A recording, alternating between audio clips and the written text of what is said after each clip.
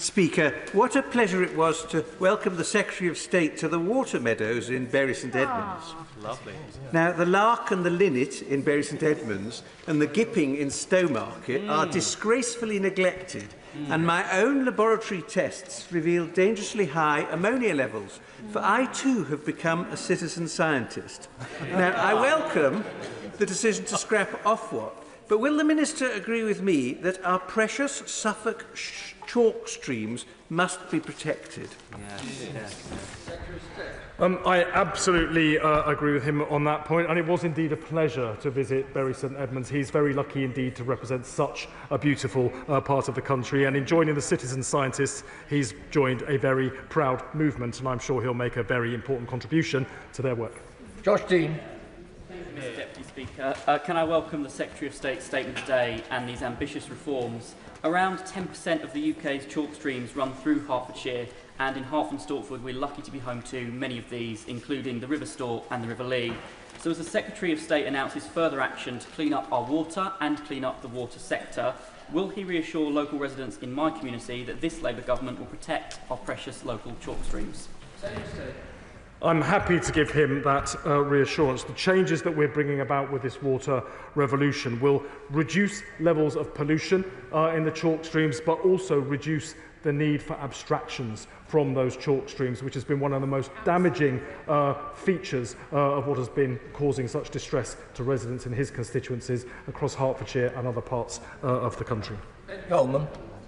Deputy Speaker, and I very much welcome the Secretary of State's announcement, which means that Thames Water will no longer, as under the previous Conservative government, be able to treat my constituents with contempt by diverting many millions from the bills paid by local residents to their shelling out dividends to shareholders and paying themselves bonuses, all the while pumping loads of sewage into our river. And the Secretary of State talks about ring fencing.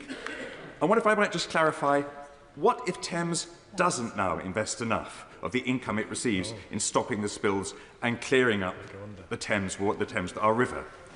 Is it still fair to say that Thames Water and its directors are still drinking in the last chance saloon?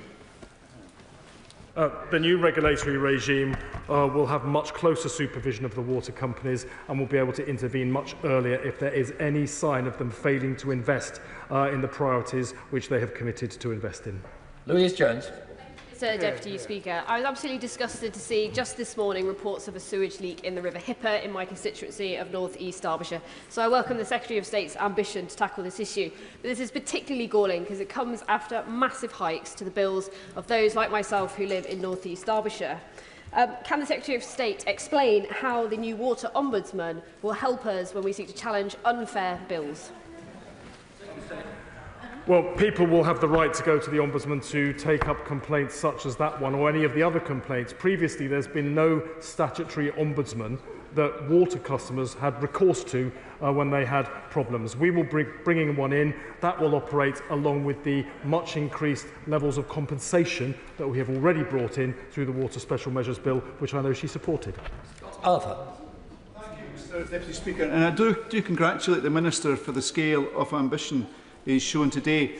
There's many issues with the water sector in Scotland, not least the CSO discharges into Collington Dell, the water of Leith there. But one thing it does get right is that in Scotland we understand that to reduce CSO spills, what we have to do is reduce the amount of rainfall going into our combined pipes. And that is done through planning in Scotland. The Cunliffe report makes clear that it's time to enact Schedule 3 of the Flood and Water Management Act, so we do the same in England. Will they take forward that recommendation? I mean, in my view, and Sir John Cunliffe makes this point, it's very important to align water infrastructure investment with spatial planning so we can tackle the kind of problems that he is referring to. We intend to go ahead with that in England. I've accepted in principle that recommendation already, even ahead of any consultation. The situation will be different in Scotland, of course, because they have an SNP government who hasn't really taken these issues seriously.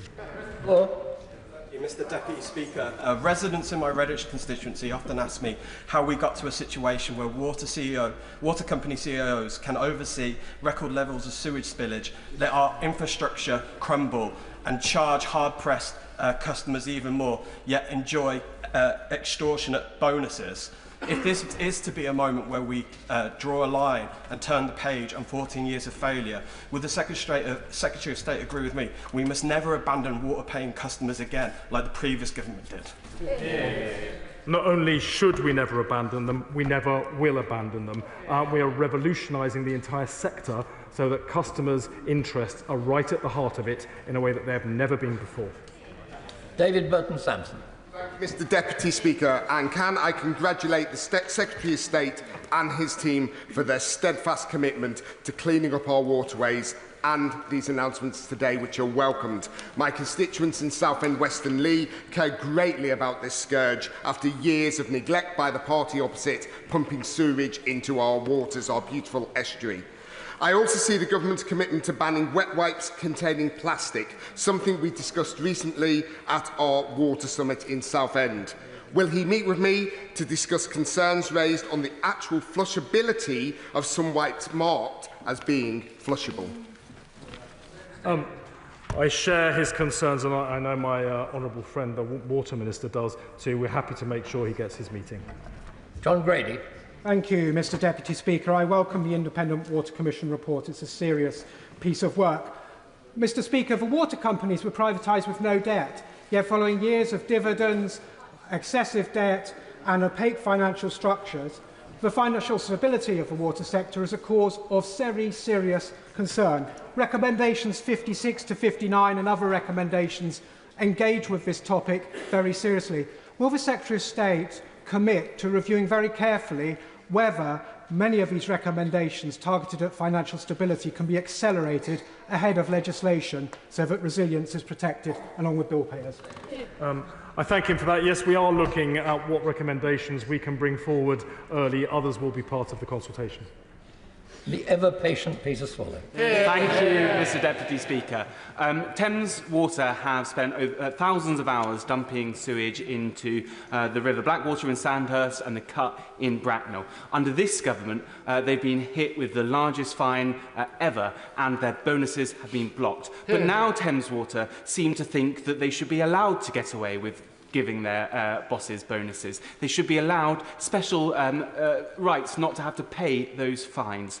Will the Secretary of State tell them to jog on? I think my honourable friend has already done the job for me.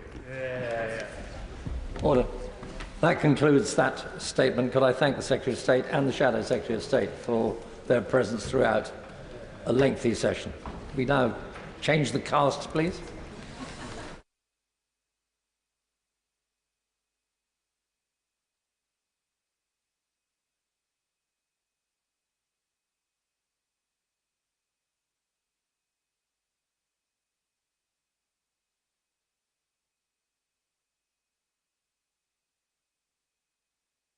Foreign Secretary. Well, with permission, Mr Deputy Speaker, I'd like to make a statement on the Middle East. I'll begin on Syria. We've been horrified by the recent violence in the south, including civilian deaths. Clashes between Druze and Bedouin militias have quickly escalated into intense fighting, with involvement from government forces and further Israeli strikes on the Syrian military. As I said directly to Foreign Minister Shabani, we want to see the fighting ended, civilians protected, and the rights of all Syrians upheld.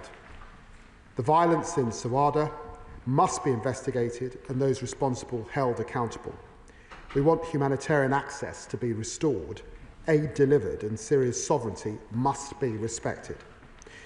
The UK can be proud of our support to the Syrian people over many, many years. And a stable Syria matters to the UK's national interests for terrorism, for irregular migration, for regional stability. We must work to prevent extremism, sectarianism, or lawlessness taking hold now that Assad is gone. That's why we're backing a sustainable ceasefire, and that is why we support an inclusive transition, and it's why I visited Damascus recently to support and to press the new government to meet its commitments. I'll now turn to the situation in the occupied Palestinian territories.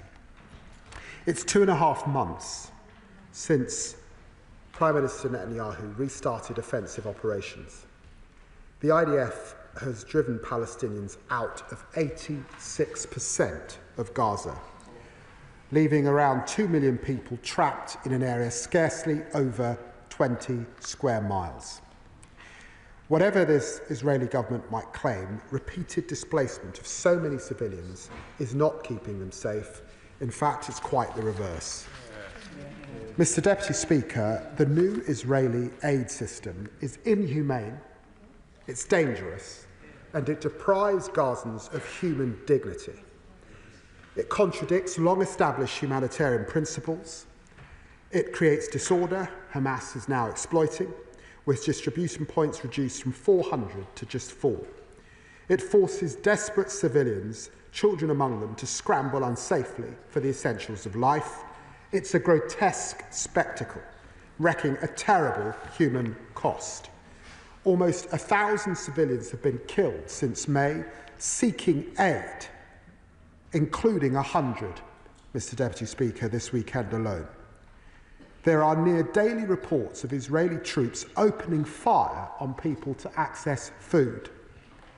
Israeli jets have hit women and children waiting for a health clinic to open. An Israeli drone has struck down children filling water containers, which Israeli officials blamed on a technical error. Hamas is, of course, contributing to the chaos and taking advantage of it.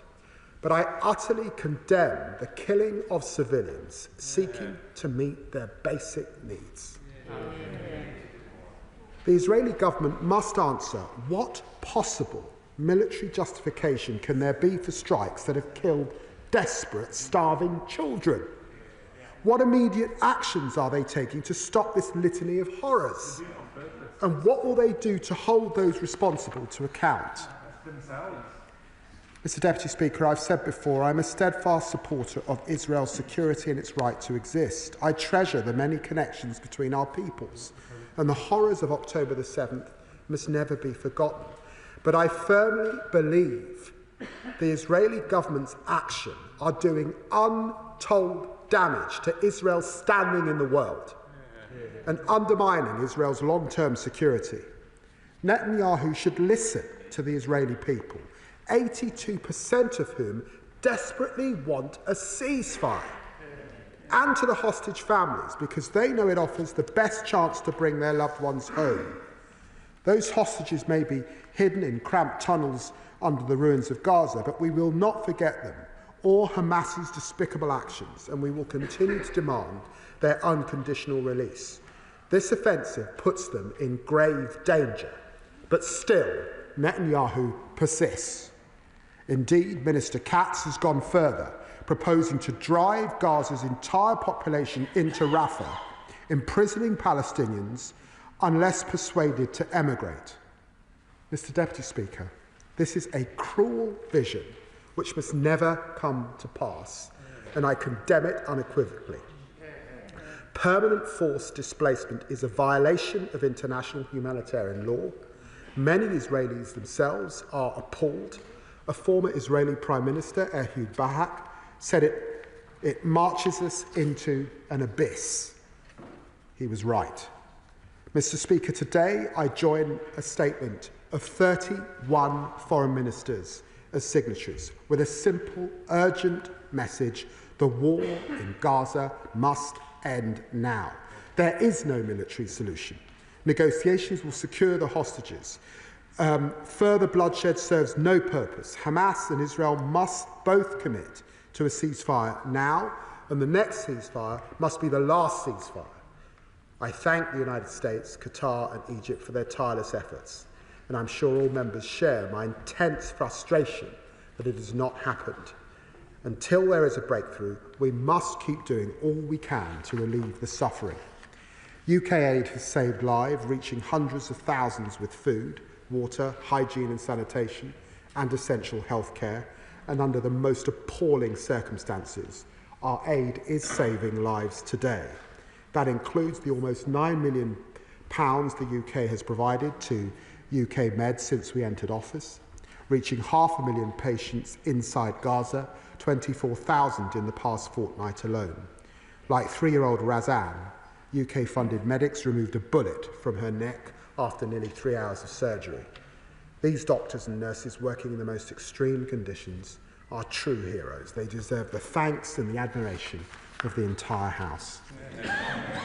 We're also working, of course, multilaterally. The 149 trucks from the World Food Programme and UNICEF entering Gaza in recent days included food supplies funded by the United Kingdom, and 1,000 more trucks laden with aid paid for by British taxpayers can enter the moment the Israeli government lets them in. Today I'm announcing an extra £40 million worth for humanitarian assistance in Gaza this year, including £7.5 million for UK Med to sustain their vital operations in Gaza and save more lives. Mr. Deputy Speaker, accompanying the horrors in Gaza, there is an accelerating campaign to prevent a further Palestinian state in the West Bank. It's embraced by Netanyahu. It's encouraged by his ministers. It's driven by an extremist ideology which wants to suffocate the two-state solution, the only route to a lasting peace and security. We see it in the unprecedented pace of settlement expansion, in the shocking levels of settler violence, even settler terrorism. For that is what the most egregious ideological attacks are, and it is the deliberate attempts to squeeze the Palestinian Authority, unjustly denying it access to its own funds, and it harms Israel's long-term interests in the process. Now the Israeli government is reintroducing plans to construct new units in the E1 area of occupied East Jerusalem. If built, this settlement would separate the West Bank north from its south, and Palestinians in the West Bank from East Jerusalem. These plans are wholly unacceptable, they are illegal, and they must not happen. Mr. Deputy Speaker, we are striving to keep open the prospects of a two-state solution. UK assistance has been preserving the Palestinian Authority, contributing to essential Palestinian workers' salaries and supporting them to progress critical reforms. Today I can confirm we are enhancing our support, providing £7 million to strengthen the Palestinian Authority and Palestinian governance, implementing the agreement signed by myself and PM Mustafa earlier this year, and we're delivering the reform plans that President Abbas has set out. I can also confirm that we're providing £20 million worth to support UNRWA's many services for Palestinian refugees. And alongside this support, we are leading diplomatic efforts to show that there must be a viable pathway to a Palestinian state involving the Palestinian Authority, not Hamas, in the security and governance of the area. Hamas can have no role in the governance of Gaza, nor use it as a launchpad for terrorism. Israeli ministers should support the Palestinian Authority, not actively undermine its economy, as Ministers Ben-Gvir and Smodrit are doing. The UK is co-leading with Egypt the humanitarian and reconstruction track for the forthcoming two-state solution conference, and we are pushing to agree plans for a credible next phase in Gaza with a responsible reform PA at their core. So we turn any temporary ceasefire into a lasting peace. Mr. Deputy Speaker, in our year in office, this Labour government has acted to address this horrendous conflict. We've restored funding to UNRWA after the Tories froze it. We suspended arms export licences when the Tories declined to act. We've provided nearly £250 million in humanitarian assistance this year and next, getting medical treatment and food to hundreds of thousands of civilians in Gaza. We stood with the hostage families at every stage. We've worked with Jordan to fly medicines into Gaza, with Egypt to treat medically evacuated civilians, with Kuwait and UNICEF to help children in Gaza. We've delivered 3 sanctions packages on violent settlers, suspended trade negotiations with the Israeli government, and sanctioned far-right Israeli ministers for incitement. We've defended the independence of the international courts. We've signed a landmark agreement with the Palestinian Authority and hosted the Palestinian Prime Minister in London, pushing for the reform it needs. We called for, worked for, voted for an immediate ceasefire and the release of the hostages at every possible opportunity, and we will keep doing so until this war is over. Hamas releases the hostages and we finally have a pathway to a two-state solution. I commend this statement to the House. Shadow Secretary of State for Foreign Affairs, Priti Patel. Mr. Speaker, and I'm grateful to the Foreign Secretary for advance sight of his statement. The violence, loss of life and conflicts that continue in the Middle East shock us all. The events in the Middle East have a direct impact upon our national interests and to people living in our own country, from the concerns about family members in the regions to demonstrations on our street, and from the threats from Iran to the rise of anti-Semitism. This side of the House is clear that we want to see an end of the conflict in Gaza, a return of the hostages. Humanitarian support, which is so desperately needed, must get in, and an end to the terror inflicted by Hamas and Iran. But the reality of peace and a sustainable end to the conflict in Gaza seems to be drifting further away.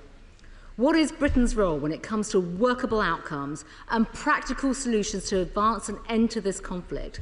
And what diplomatic action is being taken with regional allies and the US? Where is Britain's voice and action when it comes to putting new pressure on Hamas to agree the most recent US proposals to secure a ceasefire and release the hostages who've been in cruel captivity for more than 650 days? On the statement the Foreign Secretary signed earlier today, can he confirm or explain what an unconditional and permanent ceasefire means for Hamas and the Palestinian Authority? Last week I met with Keith and Ava Siegel, hearing their harrowing experience of being held in brutal captivity by Hamas. I paid tribute to their incredible bravery and their resilience and dedication to securing the freedom of the Romanian hostages, from Gail to Ziv Berman to Matan Angras and Omi Moran, and all those being held in barbaric captivity. They must be returned to their loved ones. The hostages are denied humanitarian access by Hamas. What is the government doing about this? And when was his last intervention on this particular issue? On aid to Gaza, this situation has deteriorated beyond all rational comprehension. The daily reports of casualties seeking aid are appalling, and we utterly condemn these attacks.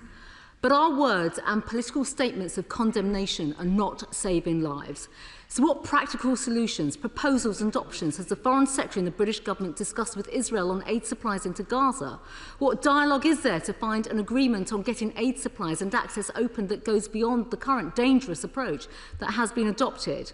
I remind the House that the last Conservative government, through Lord Cameron, secured new aid routes and better aid access to save lives. Surely, in light of the desperate urgency of the situation we all see, calls for such options have to be considered once again. On settlement, I reiterate our long-standing position that these are not helpful to achieving long-term peace. Israel should not take steps that could make a two-state solution more difficult, and it must use its legal system to clamp down on settler violence. We want a two-state solution that guarantees security and stability for both Israeli and Palestinians, and Palestinians, and I'm sure that he agrees it should only come at a time that is conducive to peace, and that it cannot be at the start of a process, and certainly not while Israeli hostages are still in captivity in Gaza. And does the Foreign Secretary agree that there needs to be a clear plan and international measures to see the exit of Hamas from Gaza? On Syria, the barbaric violence we have witnessed in recent days cannot continue. All groups and minorities in Syria must be protected, and the Foreign Secretary has mentioned his recent discussions with the transitional Syrian leadership. Did he convey to those in charge that they have a responsibility to end the armed conflict in their country and guarantee the protection of all minority groups in Syria before international community removes sanctions and normalises diplomatic relationships? What assurances has he received from the transitional government, and have these commitments been met in any way with measurable action? Will he update the House on whether any of the £64.5 million of money dedicated to Syria announced by the government earlier this month will be used to deal with the aftermath of these latest clashes, and how will it be spent? Can the Foreign Secretary also confirm whether he deems sufficient action has been taken by the interim government on the destruction of chemical weapons in Syria? Does he believe the HTS government is capable of securing Syria's borders? And can he also explain whether he intends to change the prescribed status of HTS?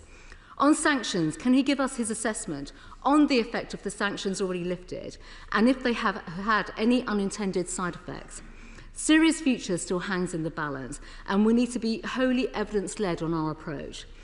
The Foreign Secretary did not mention Iran, but we understand from reports that Iran, Britain, France and Germany are due to hold nuclear talks in Istanbul on Friday.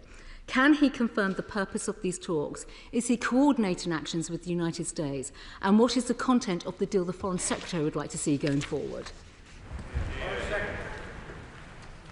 Well, I'm very grateful to the Shadow Foreign Secretary for the tone of her remark and the cross-party consensus that exists in this House that this war must come to an end, and the huge concern that we all have, not just in this House, but also in the international community, about the humanitarian suffering that we continue to see. And just on that point, she raises what more can be done and praise and aid the work of the former Foreign Secretary, Lord Cameron.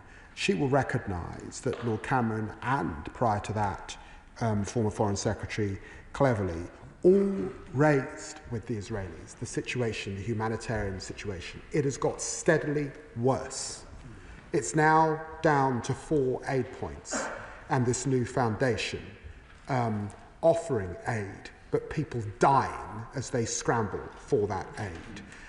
I note in her remarks she did not say that we should go back to the 400 aid points that we had in the past, and she will note that her government did not refund funding to UNRWA. But we believe the UN and its system are best placed to deliver aid to Gaza, and that is the position that we continue to maintain. She raises also, against that backdrop, what we are doing in terms of our multilateral and doing to work with others to bring this to an end. Can I ask her to read the statement that landed? 31 countries have now signed up to that statement, and of course we are pressing and working with colleagues. That's why I spoke to Minister Saar once again today, to urge him to do the right thing, to get a ceasefire, but to look now clearly at this aid system that's not working. And then on governance, she will know that we will participate in the two-state conference that's been organised by France in a couple of weeks' time, and she will know that that conference is now dedicated to looking closely at the governance arrangements that you've got to put in place. When Hamas leave, and they must go and they can't govern Gaza, how do we ensure that this is not a 60-day pause, but we bring an end to this and we move to the two-state solution? And she knows our commitment to recognition as set out in our manifesto, and the conversation that's going on internationally in relation to recognition. She rightly presses the case on Syria. And of course, when I met with al-Shara, I was absolutely clear that this government had to be inclusive. I pressed him on his former background as a terrorist and our concerns, the concerns that will exist in this chamber, but we must work with him to ensure that it's inclusive, to ensure that security is fundamental, and she'll understand we have much that we need to do to support them on counter-terrorism at this time. And in a country where 90% of people are living in poverty, to ensure that people get the aid and the support they need, and indeed the areas affected by the murders that we saw over the last few days. The Select Committee, Dame Emily Thorne. Mr. Deputy Speaker, earlier today then, 31 countries put out a powerful message. The war must end now. There must be aid going into Gaza, unrestricted. The hostages must be released, and all parties must uphold international law. It was sent to Israel, and by return, this powerful message was rejected. It was denounced by Israel as disconnected from reality. Shocking. So what now? So what now?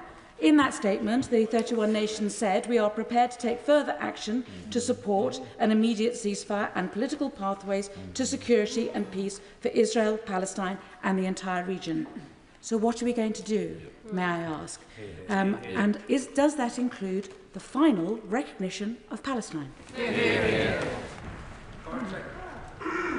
Well, the Right Honourable Lady is right to call into question so quickly the Israeli government rejecting the advice of its friends and 31 countries coming together, horrified by those who are losing their life simply reaching out to get aid and humanitarian care. And she, of course, references the debate that exists in relation to recognition.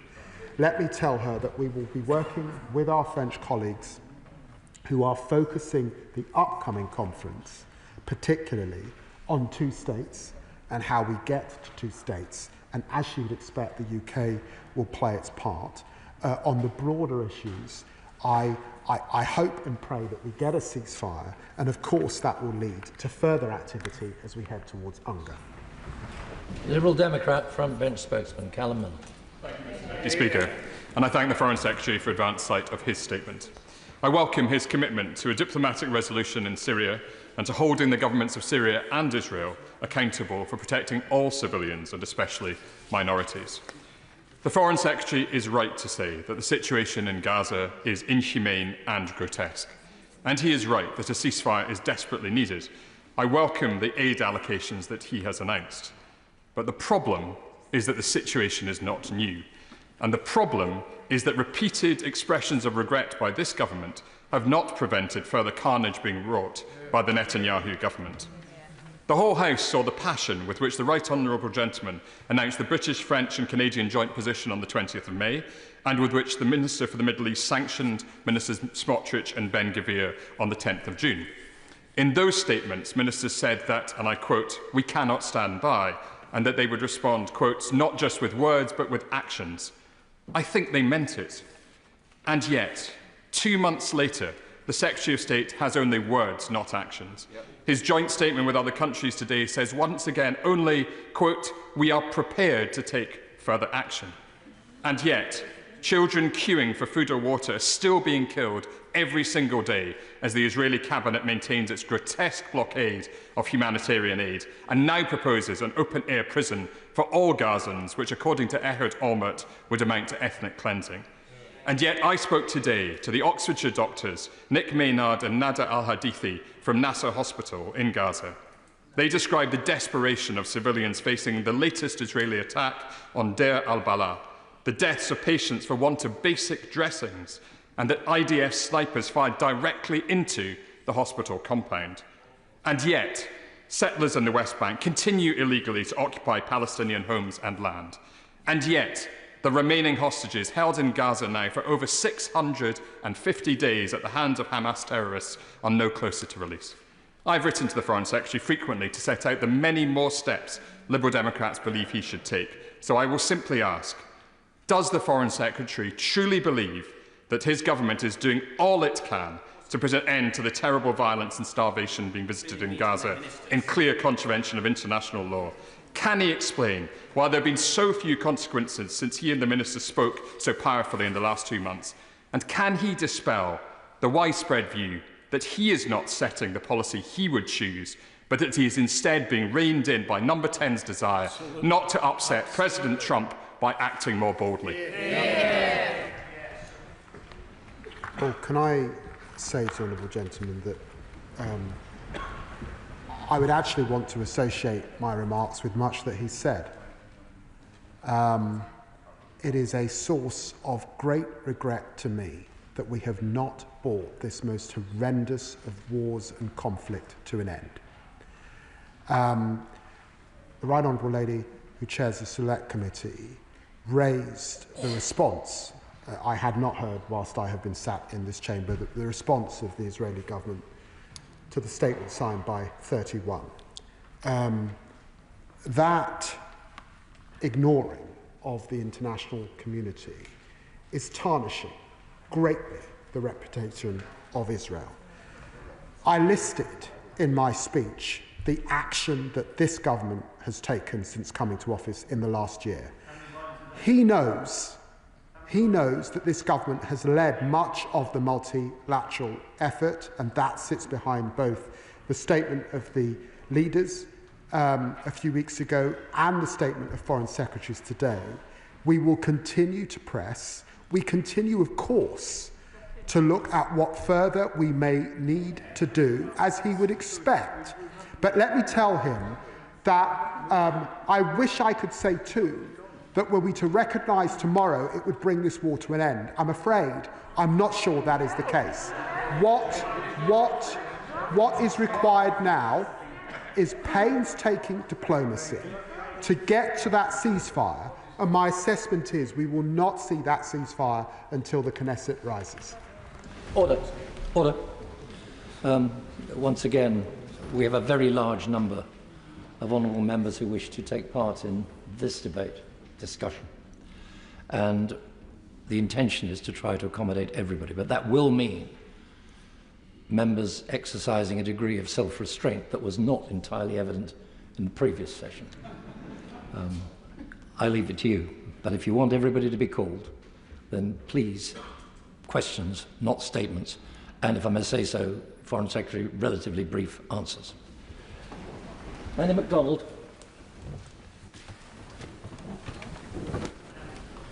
Andy MacDonald. Thank you, Mr. Deputy Speaker. Sorry, I missed that. I mean, this statement we have from the 25 or 31 partners, it takes us no further forward. So we're prepared to take further action to support an immediate ceasefire. It's action that people are wanting, not more repetition of we call for, we demand, we urge. We want action, and this isn't action. We've had this so many times before. We've got this terrible humanitarian crisis, forcible transfer of civilians, the starvation by Israel, replacing.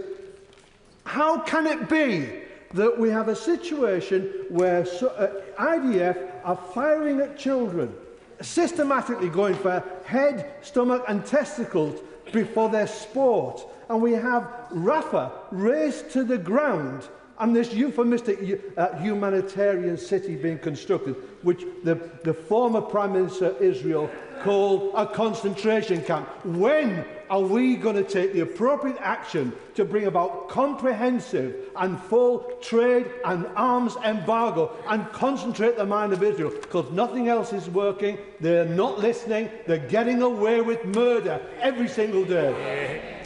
The Honourable Gentleman clearly didn't listen to a word that I said, but I'm sure that the Foreign Secretary did. I understand my honourable friend's frustration, and he has been consistent with that for a very long time. And as I've said, I regret that we are not at a place where we currently have a ceasefire, despite the international community that, calling for one and the pressure that exists. And he's right. What we are seeing at the moment is an abomination, and I would join him with those remarks. Father of the House, Sir Edward Lee. Of course, we all condemn the evil Hamas, but is not Prime Minister Netanyahu the biggest recruiting sergeant for Hamas? For every fighter he kills, he's radicalising the whole world against the state of Israel because of this appalling humanitarian solution. Now, I agree with everything the Foreign Secretary says, but I think we say to him that our word's enough. I just wonder whether he will oblige the House of Commons now and have a free vote, and I bet this will pass, this motion will pass by an enormous majority in the House of Commons for further actions against the extreme right-wing actions of Prime Minister Netanyahu, sanctions and recognising the state of Palestine. Well, I hope that the Israeli government is watching and notes what senior parliamentarians are saying on both sides of this House, and he will know that 83% of the population now want a ceasefire, and he will have seen the remarks of former prime ministers and all of the opposition in Israel who condemned the most recent proposals suggested by Minister Katz. Paul Wall. Thank you, Mr. Deputy Speaker. Earlier this month, I hosted in Parliament Dr. Wasim Saeed, who's a British surgeon who'd returned from Gaza working in the Nasser hospital, where he treated children for severe burns, amputations and shrapnel wounds that were crawling with maggots. He showed us videos which would shock everybody in this House. Does the Foreign Secretary agree that Israel should face a reckoning in the courts for such injuries and deaths, and that the UK should force such a reckoning? And more importantly, does he agree that recognising a state of Palestine is really about recognising the humanity of the Palestinian people, and that their children deserve to have an equal worth of every child on this planet? Well, I agree with my honourable friend that the Palestinian cause is a just cause. And I would ask the Israeli government to reflect again on international humanitarian law. I've got in front of me the practitioner's legal handbook, and I'm hugely concerned that there feel to be breaches as I read through it. Sir John Whittingdale. Thank you, Madam Deputy Speaker. The deaths of those trying to access aid in Gaza is truly shocking. However, the Foreign Secretary will be aware that the number of civilians killed is being disputed by Israel and there are suggestions of disinformation. Does he agree that one way in which we could establish what is actually happening is that the international media organisations like the BBC and Reuters were allowed full access into Gaza? Yes, 100%. Uma Kumaran. Thank you, Madam Deputy Speaker. Each time members come together for a statement on the Middle East, there's a new horror to comment on, a new inhumanity unfolding, a new form of strong words from the dispatch box. Last week, IDF shells hit a church sheltering 600 civilians. Several people were killed. The Pope called it barbarity. Yesterday, a World Food Programme convoy came under fire from Israeli forces, despite numerous assurances that humanitarian operational conditions would improve. Innocent Palestinians who were queuing for desperately needed food were killed. According to MSF, we're witnessing in real time the creation of conditions for the eradication of Palestinian lives in Gaza. So I asked the Foreign Secretary, where is this government's red line? At what point does our basic humanity require us to take stronger action? Many of us in this House think the red line was passed a long time ago. Well, can I remind my honourable friend of the action that this government have taken and how we have tried to lead in the international community on this issue. But can I also join her in condemning what we've seen in relation to civilians? Page 28 of the Practitioner's Handbook on Conflict, Hunger and International Humanitarian Law makes it clear that parties to armed conflict must take constant care in the conduct of military operations to spare the civilian population, civilians and civilian objects. Clearly, that is not happening. Kit Malthouse. Madam Deputy Speaker, like others in this House, I'm frankly astonished at the statement of the Foreign Secretary. At a time when we've got daily lynchings and expulsions on the West Bank, dozens being murdered as they beg for aid, I'm just beyond words, really, at his inaction and, frankly, complicity by inaction at what is going on. He himself said there's a massive prison camp being constructed in the south of Gaza. He knows that leading genocide scholars from across the world now are ringing the alarm bells, and yet he has the temerity to show up to this House and wave his chequebook as if it's going to salve his conscience. Can he not see that his inaction and, frankly, cowardice is making this country irrelevant? Can he also not see the personal risk to him, given our international obligations, that he may end up at The Hague because of his inaction? And finally, really frankly, an appeal to the Labour backbenchers. We can't get your leadership to change their minds. Only you can, if you organise and insist on change. Before I bring in the Foreign Secretary, can I just remind members that we have got other business to proceed to tonight. So please keep questions and answers short. Foreign Secretary. I understand the fury that the right honourable gentleman feels, but I have to tell him, that it demeans his argument when he personalises it in the way that he does, and it is not, and it's unbecoming and not something that the House expects, particularly of more senior members. Alex Ballinger. Deputy Speaker, we've seen again images of children dying of starvation and malnutrition, and this comes after months of warnings by the UN system about the catastrophic humanitarian situation in Gaza. I welcome the Foreign Secretary's announcement of more aid, but we know the GHF will not allow more UK aid in. He said to me 10 days ago at the Foreign Affairs Committee that if there was not a ceasefire, he would consider further action against Israel. As we've seen, the Israelis respond to calls for a ceasefire by launching a new offensive in Deir el-Balah. What further actions will we take to try and end this catastrophic situation? Can I just say to my honourable friend that we have actually been able to get some further aid in with the World Food Programme and of course that's important.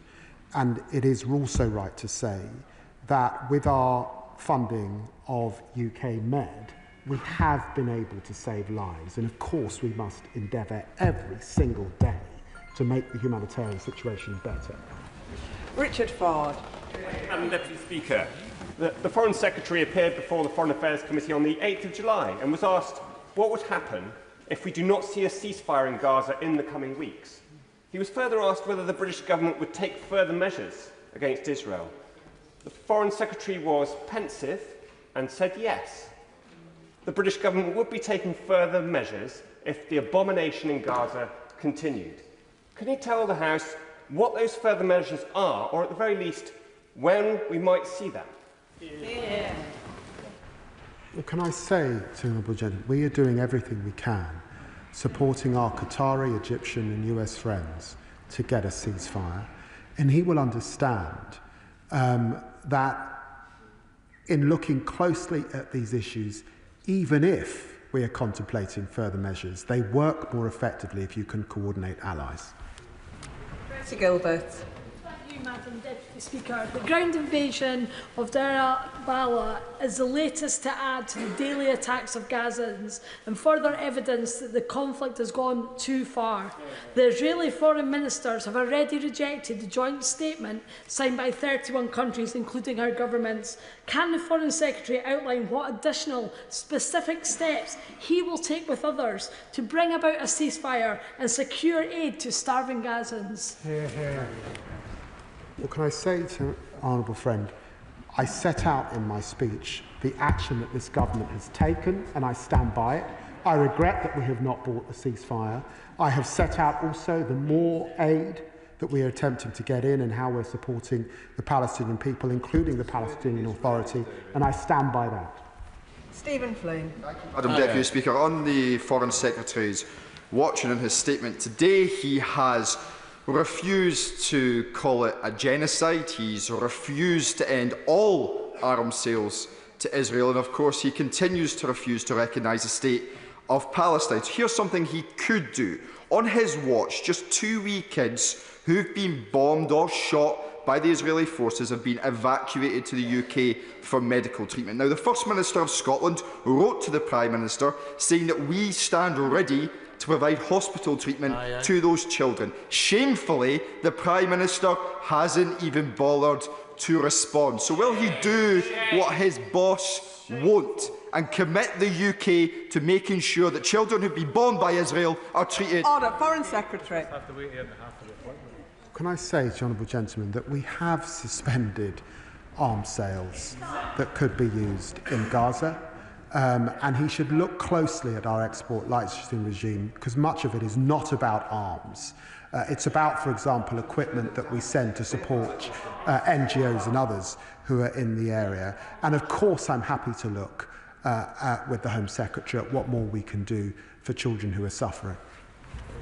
Tan Singh Sitty. Thank you very much, Madam Deputy Speaker. Ministers say it's for the courts to decide whether genocide has occurred in Gaza, but the Genocide Convention is aimed primarily at prevention. And the ICJ has already found that there is a plausible risk of genocide and advised that all states must act collectively to prevent it. While the occupying Israeli forces are accelerating the building of illegal settlements in the West Bank, the scenes in Gaza are horrific, with almost 1,000 people being killed by the IDF just while seeking aid. We're seeing the starvation being used as a weapon, forced displacement of Gazans, the mass civilian deaths, and senior Israeli officials are using dehumanizing language while proposing to concentrate Gazans into a mass detention camp. So, Foreign Secretary, when will the government take decisive action with international partners to prevent genocide? Well, can I say to my honourable friend, and he prays and aid the law in terms of plausibility in breach of international humanitarian law, if he looks at my statement back in September, I assess that there was a clear risk of breaching international humanitarian law, and it's for that reason that I suspended arms sales. I am aiming to finish this statement around 7:45, so people will be able to see. I don't think I'll be able to get everybody in with the length of questions. David Mundell. Thank you, Madam Deputy Speaker. And I mean, everybody condemns the deaths as people queue for aid. But this aid system that was enforced is only possible because of the support of the United States in its delivery. So what is the Foreign Secretary doing to persuade the United States that this is not the way to deliver aid into Gaza? Well, I want to reassure him that I have made representations to Secretary of State Rubio about my concerns with the aid system, and I've done that alongside many European foreign ministers and members of the G7. John Pearce. Thank you, Madam Deputy Speaker. I recently met with the mother of Oz Daniel, a 19-year-old who was murdered by Hamas on the 7th of October, and his dead body was dragged into Gaza. Oz loved to play music, he loved Guns N' Roses, and was a brilliant guitar player. This is about a mum who just wants her dead son's body bringing home. A senior US official has said that Israel is bending over backwards to agree a ceasefire, and it is Hamas that is blocking it. Will the Foreign Secretary set out what pressure the government is applying to Hamas by Qatar and Egypt to agree a ceasefire and to bring the hostages home?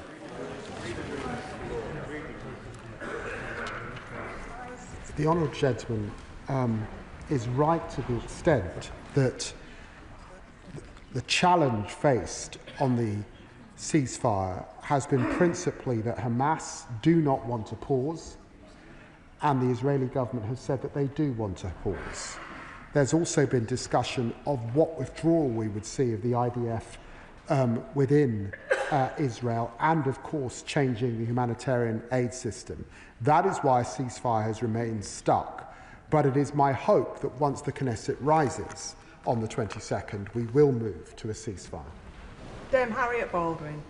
Thank you, Madam Deputy Speaker. And as the Foreign Secretary follows the diplomatic path, will he ensure that in the discussions of the two-state solution, it is borne in mind that not only does the state of Palestine exist in that two-state solution, but also Israel's neighbours do need to recognise Israel's right to exist?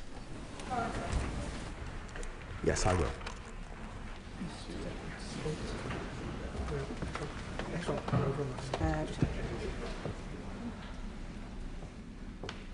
Laura Kirk-Smith.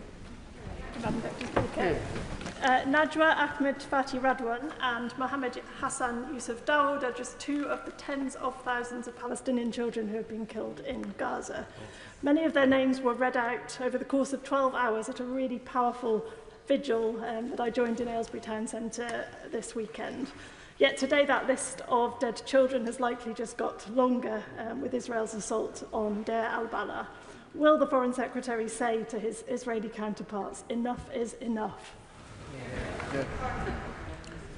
Can I reassure my honourable friend that I said that this morning to my Israeli foreign counterpart? And before I call the next speaker, I heard some unacceptable comments directed at a member in this chamber, and I will not be having that. So until I find out from the clerks who said those words, we are investigating it. So please do be assured that I will investigate it. Dr. Andrew Morrison. Thank you, Madam Deputy Speaker. The Foreign Secretary at the beginning of his remarks mentioned the savagery that's unfolding in southern Syria and said that he'd spoken to his Syrian interlocutor, Minister Shabani, about it. Has he spoken to Tel Aviv about it, since the only country that has visibly come to the assistance of the Druze for all the criticism that has been rightly aimed at it is Israel? And if he has, can he say what his assessment is of the wisdom or otherwise of the action that Israel has taken? Well, can I say to the right honourable gentleman that the UK is clear that we expect Israel to adhere to their commitment that their presence in the area of separation in the south is both limited and temporary. And that I did press the foreign minister, the Israeli foreign minister, on their activity, which I worry destabilises the situation further. Debbie Abrahams. Thank you, Madam Deputy Speaker. And I recognise the Foreign Secretary's labours to get as many international allies on board, and I recognise the importance of that. But clearly we must do more. This is not enough. Given Israel's flaunting of international law and the devastating consequences of that, including, I understand, that Israeli soldiers are reporting being told to kill children, to point and shoot. It's completely unacceptable. So as a starting point, perhaps we could ensure that we are refusing entry to the Israeli Air Force Chief to visit the Royal International Air Tattoo, as well as others having said, how are we going to get children who need care over here?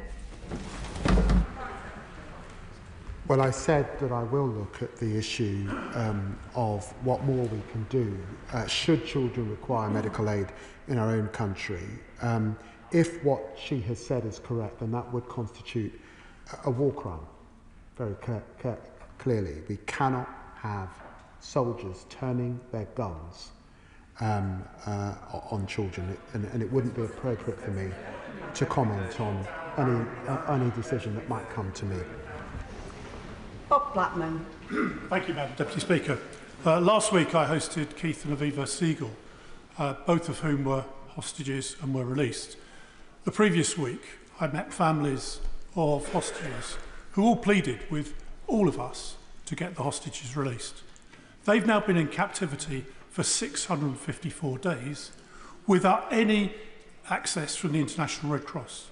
So will the Foreign Secretary call out Hamas to enable the International Red Cross to go and see those hostages and to make sure they're being treated humanely? Well, the Honourable Gentleman is right, and I did say in my statement that Hamas are making hay with the chaos that exists on the ground, and it is quite wrong to restrict the support of organisations like the Red Cross and the Red Crescent. Andy Slaughter. Thank you very much, Madam Speaker.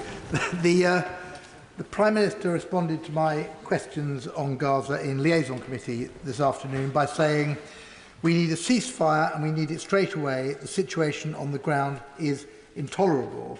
How will we get that ceasefire when the Israeli government has already rejected the statement by Foreign Secretary and his allied ministers as disconnected from reality?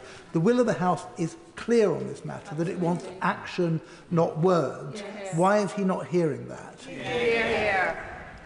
Well, can I say to my honourable friend, and I thank him for his long-standing campaigning on these issues, of course I'm hearing the strength of feeling in the House. How could you not?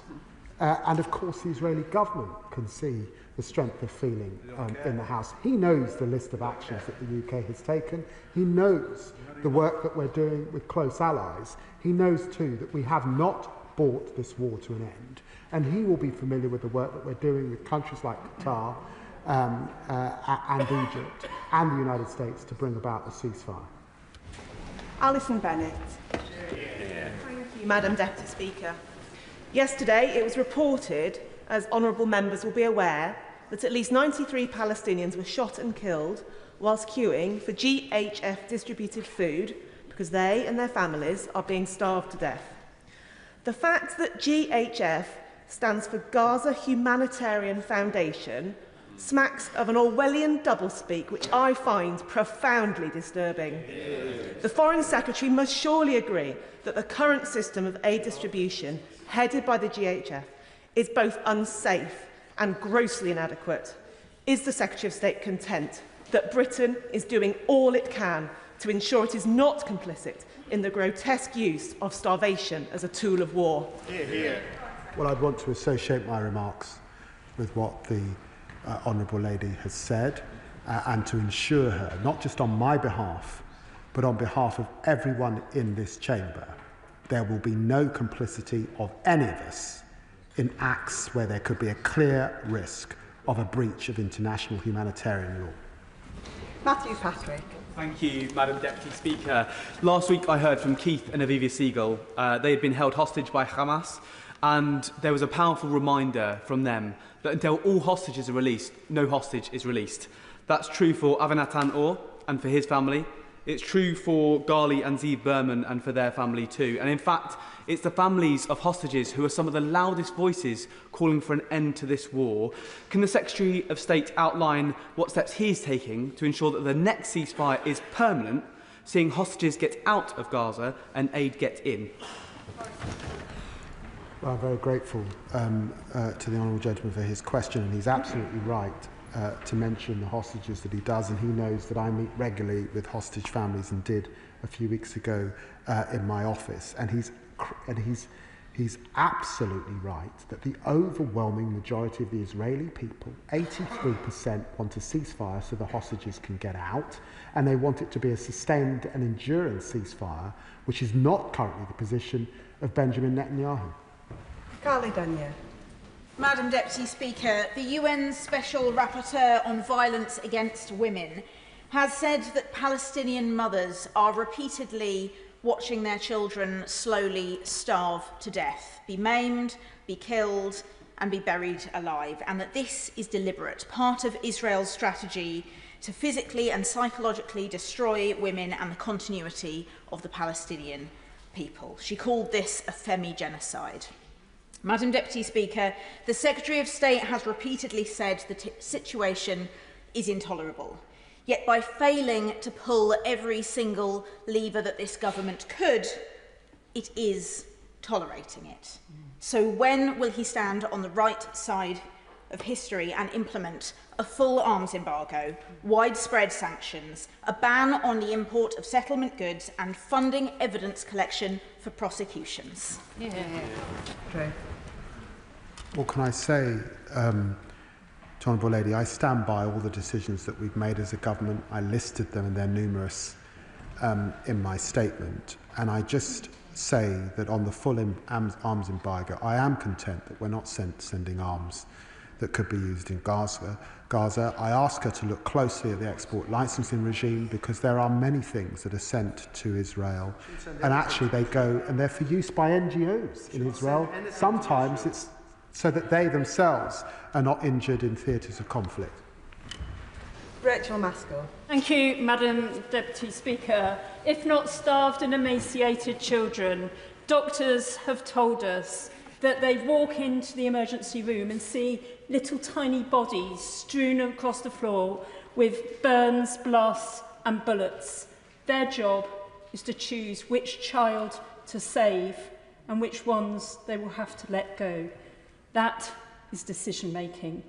And the Foreign Secretary has an option right before him to make a decision which could make a difference to those children. One, to protect all health facilities and the means to do that at the UN, and I trust that he will. But secondly, if he doesn't recognise the state of Palestine, there will be no state left to recognise. Foreign Secretary. Well, I'm grateful to the Honourable Lady for the vision that she paints, and I'd want to associate myself with the remarks that she makes in relation to children, and particularly in starvation and the situation that they face. And of course, we are working closely with the UN system. I spoke to Tom Fletcher at the beginning of last week to get the latest on the aid situation, and we will continue to work with. Sir Julian Lewis. The Foreign Secretary states that he believes in a two-state solution, as I have done since at least the 1973 Yom Kippur War, but that Hamas mustn't be a part of it. Does he agree with me that the best chance there ever was for the two-state solution was when Israel withdrew in 2005 from the Gaza Strip, But Hamas was then elected in January 2006 and has been in power there ever since and is still managing to hang on. So does he accept that if ever the government did recognise a Palestinian state, it would have to be the West Bank without the Gaza Strip, given the internecine slaughter between Hamas on the one hand and the PLO on the other, which followed the last withdrawal? I agree with the honourable gentleman that Hamas cannot continue to govern in Gaza, and I suspect that everyone in this chamber agrees with that. I do believe that there are prospects beyond that. Indeed, when the IRA laid down their arms, that's a template for how you can demilitarise and how leaders, perhaps in this circumstance, can exit Gaza. But I do say to him that the continued undermining of the Palestinian Authority by the Israeli government, including the starvation now of their funds, is also trying an attempt to not get to that two-state solution, which all of us in this House want to see. Dawn Butler. Thank you, Madam Deputy Speaker. Foreign Secretary, we watch families surveying the ruins of their homes being mocked by illegal settlers in the West Bank. A little boy looking at his dead relative, waiting for him to take another breath. I watched a mother whose baby had its leg amputated before it even got to take its first step. Where is our humanity? And I asked the Foreign Secretary, to have a two-state solution, we need two states. Let's just recognise Palestine. Or tell me what the words I need to say to the Foreign Secretary to get our government to make real, meaningful action. Tell me what to say and I'll say it. Well, I'd say to my honourable friend that we do need humanity, and everything that this government has done has been to ensure that there is that humanity and to ensure the dignity of the Palestinian people and the hostages that are still underground. We will continue everything that we have. We'll throw everything at it to get that ceasefire. That is what we're doing. I sense her frustration, and many in the chamber. I'm as frustrated as she is, but it's not frustration alone will not deliver what we want to see. Manuela Pertegella. Thank you, Madam Deputy Speaker. Does the Foreign Secretary agree that the Israeli government should bear heavy consequences should it decide to proceed with the approval of the illegal E1 settlement plan in occupied East Jerusalem, which will threaten the two-state solution? Well, the last government, back in 2014, suggested there would be consequences if they move forward with E1. And so it's absolutely the case that there would be, not just from the UK, but from all international partners, if they made such a move.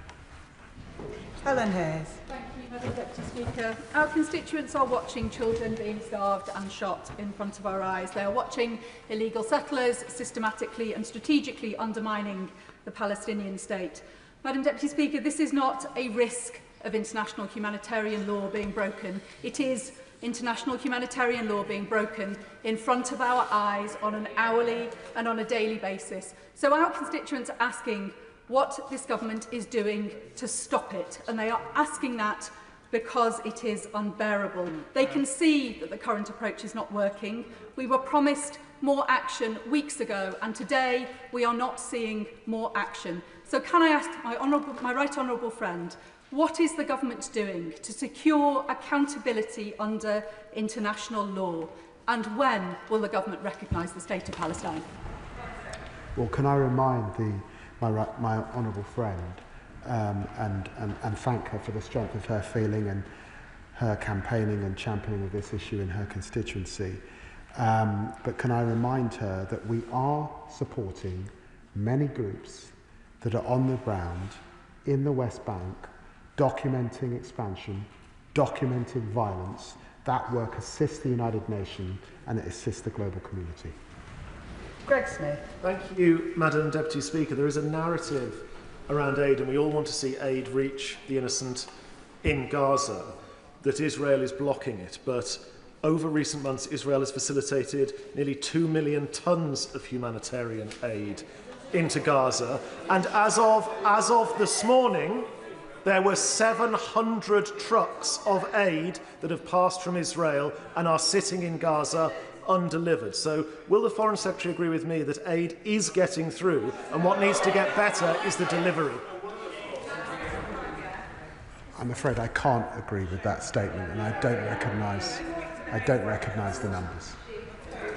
Marcus Campbell-Serviers. Thank you, Madam Deputy Speaker. As I understand it, Hamas want Egypt and Qatar, and also the United States, empowered as legal guarantors, not only for a 60-day truce, but also up to a signatory date of any final agreement with Israel. Can't America be prevailed upon to act as a guarantor beyond the final settlement? Hamas could be forced to reconsider its objectives under pressure from a population desperately looking for long-term security. Well, I can say to my honourable friend that we're working particularly with Arab partners on this issue. Hamas have got to exit. They've got to step away from the governance of Gaza. But he is right. We cannot have a pause for 60 days. We need an enduring, permanent ceasefire. Danny Chambers. Thank you, Madam Deputy Speaker. Hundreds of thousands of people in Gaza are being deliberately starved to death. Aid convoys are coming under fire. Children are being shot by soldiers, and schools and hospitals are being bombed. Could the Foreign Secretary outline what further war crimes need to be taken place until the UK government will sanction the Israeli government and sanction Prime Minister Netanyahu himself? Well, can I say to the honourable gentleman that he would struggle to point to any government of a major G7 or European state that has done as much as we have in office. We led the sanctioning of Smodrik and Ben-Gvir specifically because of their language and their behaviours in relation to the West Bank. And of course we have said that we keep sanctions under review, as he would expect. Dame Chianwara. I welcome the Secretary of State's statement with world leaders urging Israel to agree to a ceasefire and humanitarian aid. But I say to my right honourable friend, who as I know entirely sincere, that we have heard in this chamber, and indeed the British people have heard, urgings and demands and outrage, and yet the situation only gets worse, with more and more Palestinians dying, each life of incalculable value. In my adjournment debate in April, I asked what more we could do to help the Palestinian people. And when the Minister responded to me last week, he clarified, he made some useful clarifications, including that Israeli settlement goods should be labelled so British people can decide what they are spending their money on. But when it comes to the actions of the UK government, I have to ask my right honourable friend, is this it? Well, in some senses, that is in the hands currently of those who continue to prosecute this conflict. But when she says that each life is of incalculable value, she is absolutely right. I have made more statements on this subject than any other minister has made statements in this House over the last year. And of course, my colleague, the Minister for the Middle East, has also made his lion's share of statements. The strength of feeling is well known, and I think it's reflected not just here, but across the globe. And Israel and the current course of the government is bringing the country into ill repute. That's what's happening. Jeremy Corbyn. Thank you, Madam Deputy Speaker. Last week in Bogota, the Hague Group of Nations met, led by South Africa.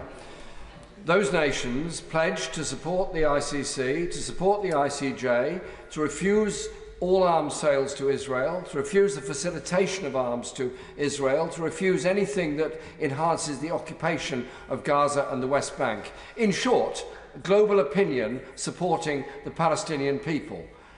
Will the British government also sign the Hague Declaration and support those group of nations determined to bring the world's attention to this, to end the genocide that's going on and the occupation that continues? Well, I will speak to my South African counterpart about that issue, but can I say to him, we here in the UK support the ICC, and indeed it receives funding from British taxpayers and the ICJ. We also stand against what we are seeing in the West Bank and what we are seeing in Gaza. So much of what he has said, I would also say, is consistent with UK policy. Jessica Marden. Thanks, Madam Speaker. On Friday, the UN reported that 800 people had been killed near aid sites in Gaza over the last 6 weeks, and yet again on the weekend, 100 people died just seeking food and water. Can I ask the Foreign Secretary again a question he's been asked twice before? He said to the Foreign Affairs Select Committee this month he would take further measures against Israel if there was no ceasefire and the intolerable situation in Gaza continued. What exactly did he mean by that? Constituents will want to know, specifically on trade and on recognition and more, what exactly he meant. Well, can I say to her that all action is under review at this time, that we are pressing for a ceasefire.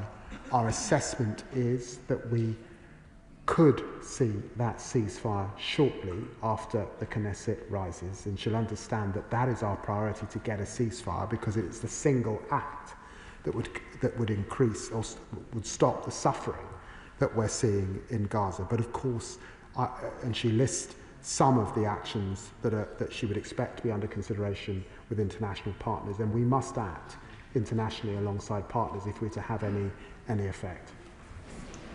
Sammy Wilson. Thank you, Madam Deputy Speaker.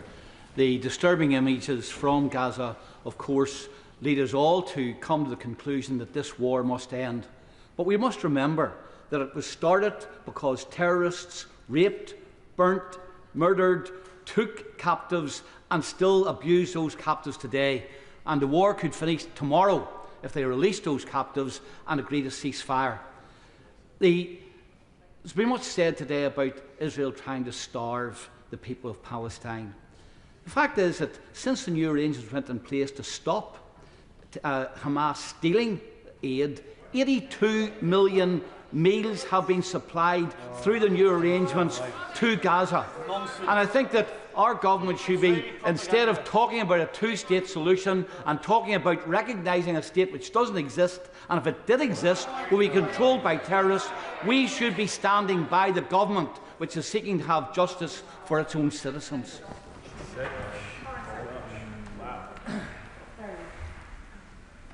I can't agree with what the Honourable Gentleman has said, save for his remarks in relation to the hostages who must be released.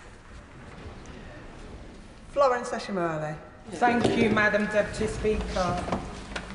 I just wanted to gently point out to the Foreign Secretary the reason there are so many of us in here is because we have been waiting a long time for this. The situation unfolding, as many colleagues have said, our constituents continue to write to us. Last week, Save the Children held a photo exhibition in Parliament in partnership with Choose Love and the photographer Mason Merriman. I should declare that he's the chair of the South Bank Centre, which is in my constituency. I just wanted to read a clip from one of those pictures. It said, "If you had a superpower, what would it be and why?" And it read from the young girl, "The ability to change events in order to help my country to become free and to help children live in a safe environment like the rest of the children in the world." If we are seeing children being killed for getting vital food and aid, we must ask ourselves, what more can we be doing? If we are seeing children being manipulated at malnutrition, if we are seeing children starving, Foreign Secretary, I ask, where is the real action from this government to stop this so that more children can live? Well, I hear the strength of my honourable friend's conviction and views. When she asks for more action, we are taking action. We have taken action every single day in office British taxpayers are funding the alleviation of suffering. Is it enough? No. Have we brought this war to an end? We have not brought this war to an end, and I have to tell her the UK will be unable to do that unilaterally. That is why we are working with partners internationally.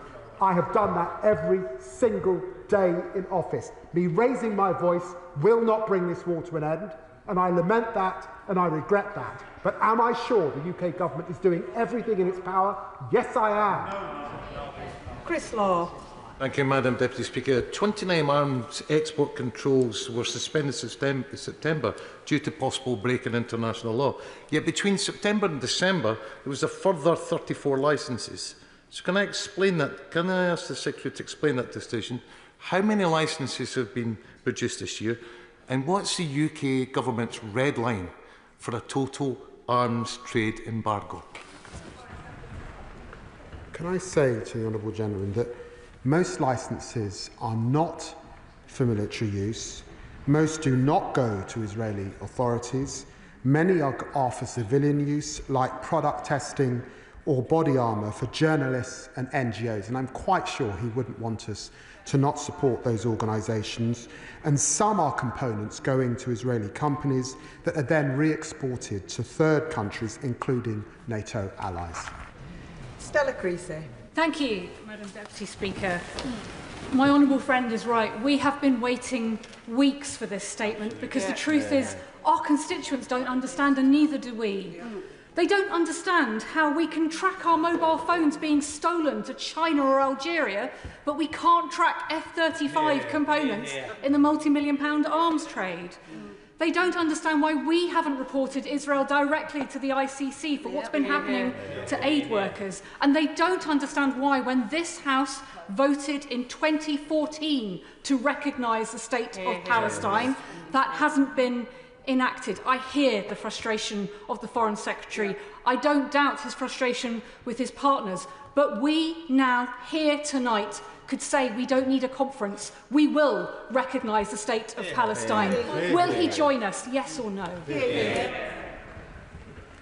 Well, again, I understand the strength of feeling from the Honourable Lady. Can I say to her that she knows that there will be a two-state conference on the 28th of July, and of course we will participate, but she will also have detected that our French and Saudi Arabian colleagues are not talking about recognition at that conference. They're talking about how we get to two states and prolong and get an enduring ceasefire. And it may be, as we head to September and UNGA, that the issue of recognition is raised once more. Cameron Thomas. Thank you, Madam Deputy Speaker. Since 2023, the Israel Defence Force has killed a record number of journalists. The Israel Defence Force has killed a record number of humanitarian workers. It continually murders starving children as they queue for aid. An Israeli soldier himself outed his commanders for their illegal orders to arbitrarily kill civilians. Not a sequence of coincidences, but war crime after war crime after war crime, and a clear message to the world: do not intervene. Do not observe what we are doing to the Palestinians. The Foreign Secretary said he wants a two-state solution. He can take a giant leap in that direction right now with a one-word answer. Does the Foreign Secretary recognise the state of Palestine? He's heard what I've said in terms of my commitment to two states. He knows that we have not yet got a ceasefire, and he knows that we are working with international partners to ensure that we get an enduring ceasefire. And he knows the debate around recognition, because I've talked about it not just in select committees, but at this dispatch box on many occasions. Marcia de Cordova. Thank you, Madam Deputy Speaker. 17,921 children have been killed in this horrific war in Gaza. The Israeli army willingly opened fire on children collecting food and trying to access water. Children are literally being starved to death. And those children not killed are left with disabling injuries. Now, I agree with the Foreign Secretary, the war in Gaza must end, but we've seen the response from the Israeli Foreign Minister. They are ignoring what this government is saying. So I ask the Foreign Secretary, what will he do now?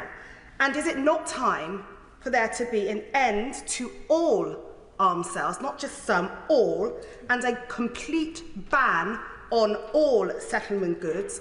And he says he's going to be part of the conference next month, well, this month on the 28th of July. But what I will say, he doesn't need a conference to recognise the state of Palestine. I just say to my honourable friend politely that there are countries, not this year but last year, who took a step to recognition. It did not change things on the ground. It did not change things on the ground. So she says with passion what is going on.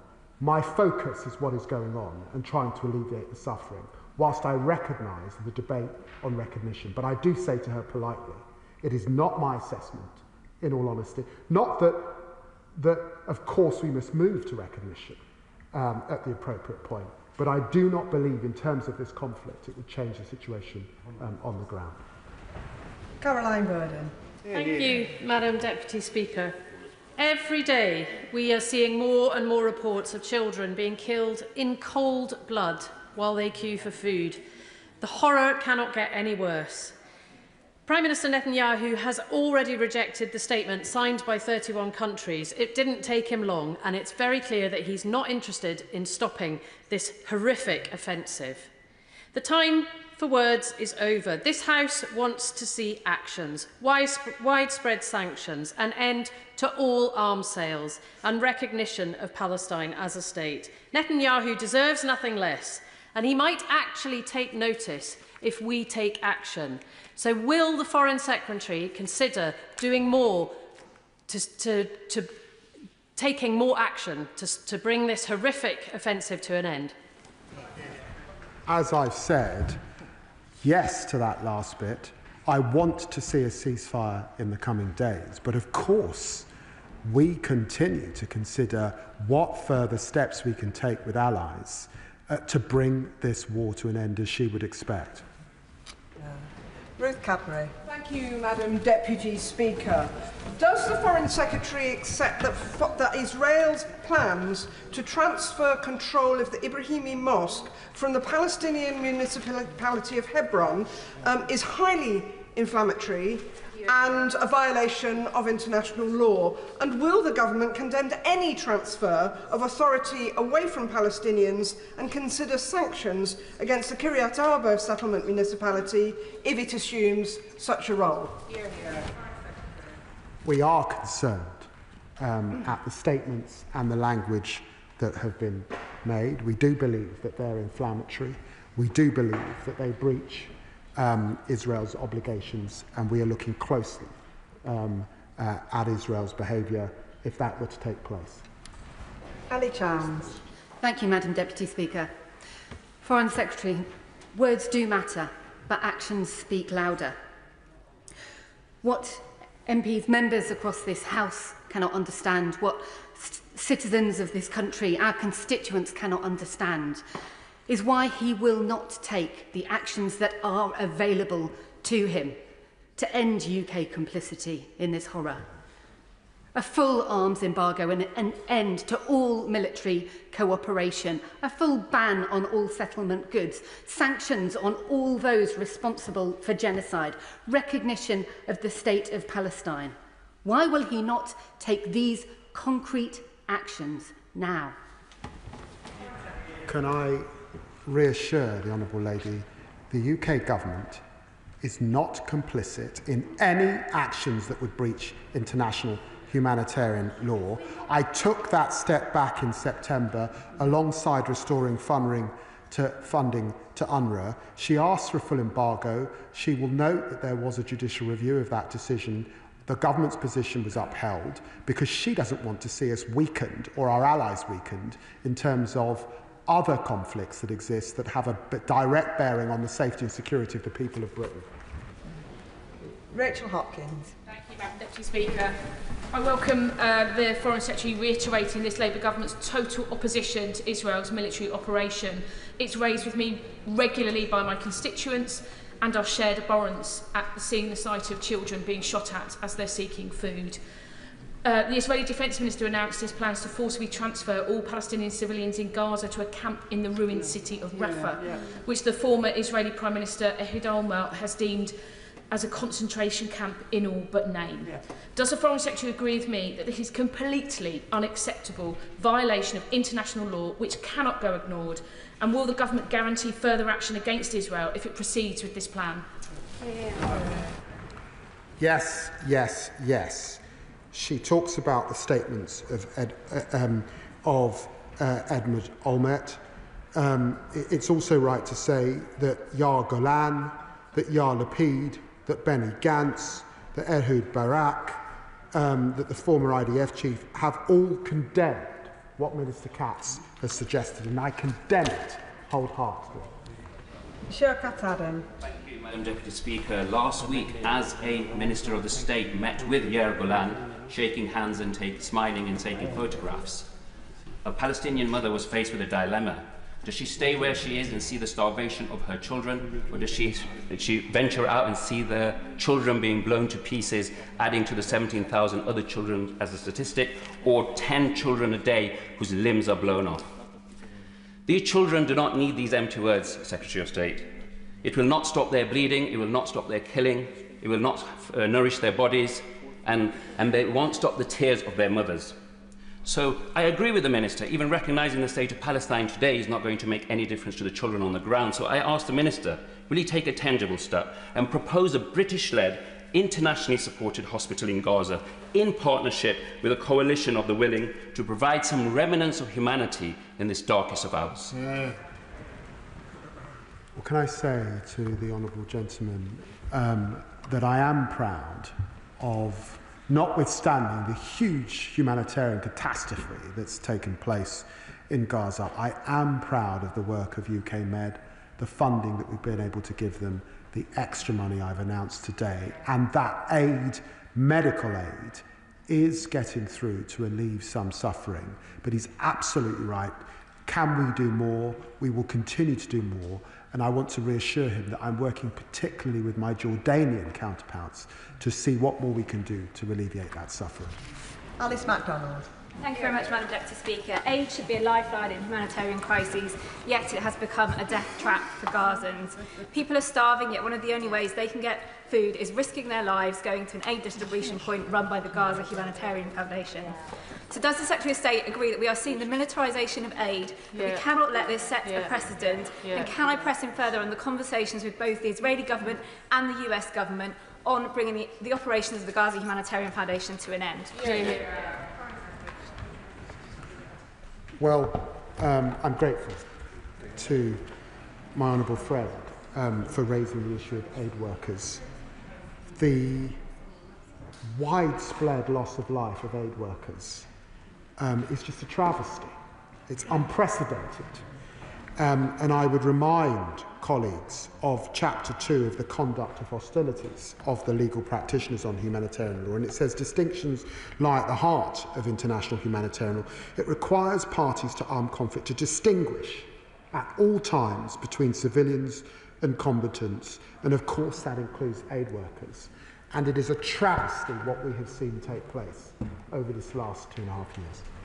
Jim Shannon. Thank you, Madam Deputy Speaker. Can I, first of all, thank the Foreign Secretary for his statement and for his thoughtful use of words in what's a very contentious issue. With the latest reports of the attacks on the Jewish people, where hundreds of Jewish civilians, including women and children, were being kidnapped, tortured, raped, executed, mutilated, with Christians suffering at their side despite the fact that they are fighting back, there is, I believe, a real and valid fear of genocide of those people who have a strong faith and who, as such, are worthy of our protection. What can government and the Secretary of State, the Foreign Secretary, do to secure peace and hope for these people who are currently being targeted and need aid urgently? Thank you so much. I'm very grateful to the honourable gentleman for naming the Druze and the awful atrocities that they have seen visited on them in the last few days, and the positions of minorities in Syria. I saw the Pope comment unusually in the strongest terms at what he has seen.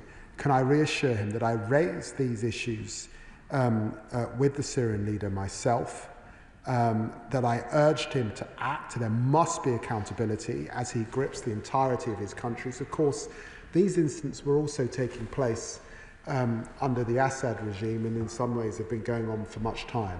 But it is totally unacceptable, the suffering that is being wrought on minorities in Syria at this time.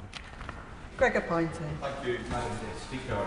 The situation facing Gazans is truly catastrophic, and we must secure a ceasefire as soon as possible, with all hostages being freed and unhindered access to aid.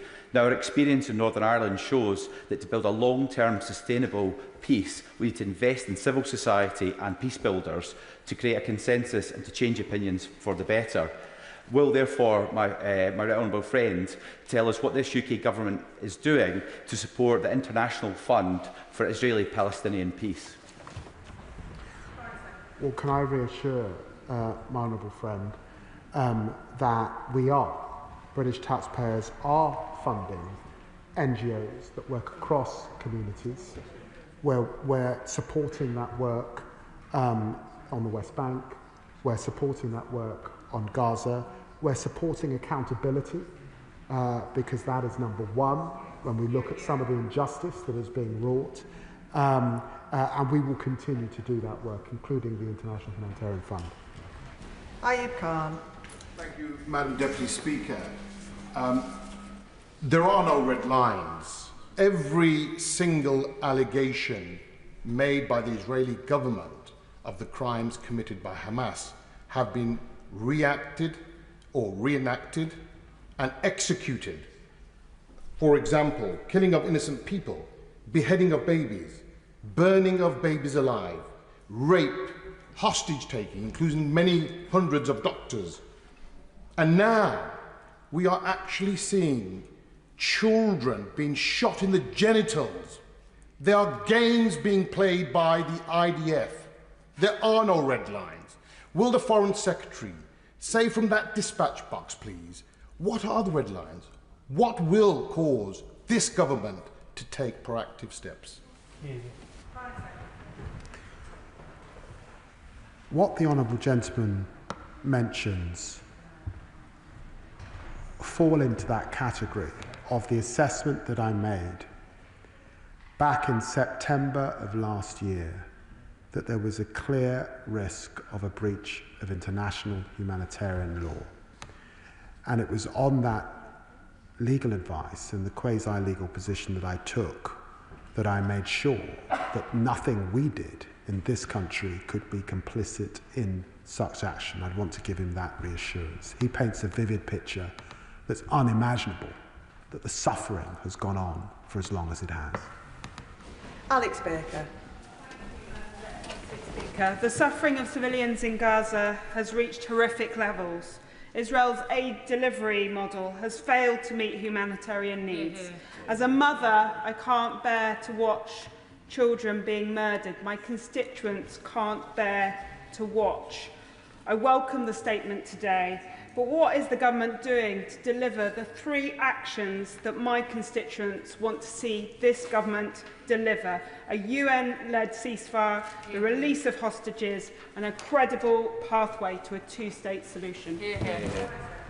Well, I'm very grateful for my honourable friend mentioning all 3 of those things.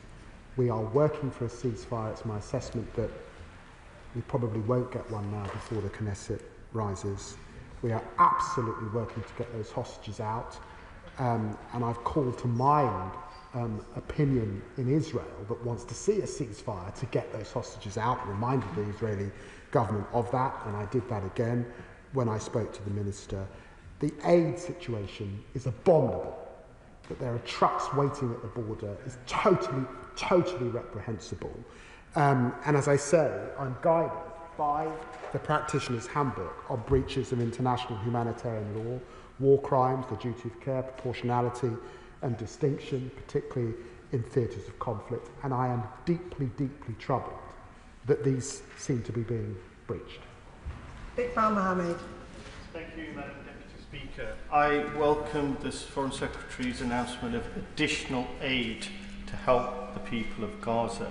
But this is aid that will join the millions of dollars and thousands of trucks of aid that is stood outside the border, not being allowed in to Gaza. There are 1 million children in Gaza starving to death. Palestinian children are our children. We must do everything in our power to get food to them. 85% of the population is facing a level 5 of the starvation assessment. So what steps, please, what steps will the UK government and the Foreign Secretary take to feed our children in Palestine? I'm very grateful to the way in which the honourable gentleman has put his remarks. And he knows that in the occupied territories, Israel controls who gets in and who gets out. He knows that the last time we saw a ceasefire, we saw a rapid escalation of humanitarian aid to the people of Gaza. That is far from the situation today. We were able, working with the UN system, to get some WPF trucks in, an increase over the last few weeks. And our EU colleagues have been doing a considerable amount also with the Israeli government to increase the amount of trucks. But is it sufficient? No, it is not. And therefore we remain deeply worried about malnourished children, notwithstanding the statements that have been made in this chamber about children whose life has been taken away from them as they've waited for aid because of the system that's been put in place. Thank you, Madam Deputy Speaker. The situation in Gaza, as the honourable gentleman before me touched on, is all the more infuriating when we hear that the UN has 3 months' worth of food waiting in warehouses on the border, while it's reported that 19 people died of starvation just in the last 24 hours. I'm grateful for all the Foreign Secretary has done so far on this issue, and I know that he agrees with me that the war must end now. But what are the next actions that we need to do to make that a reality? We have to bring about that ceasefire, and we have to do all we can to alleviate the suffering, and that's what I set out in my statement today. But I remain as frustrated as she is that this war is not over. Sabir Ahmed. Thank you, Madam Speaker. Has been kind enough to meet me a number of times over this year, so he knows the feelings of my constituents of Glasgow South West well over this conflict.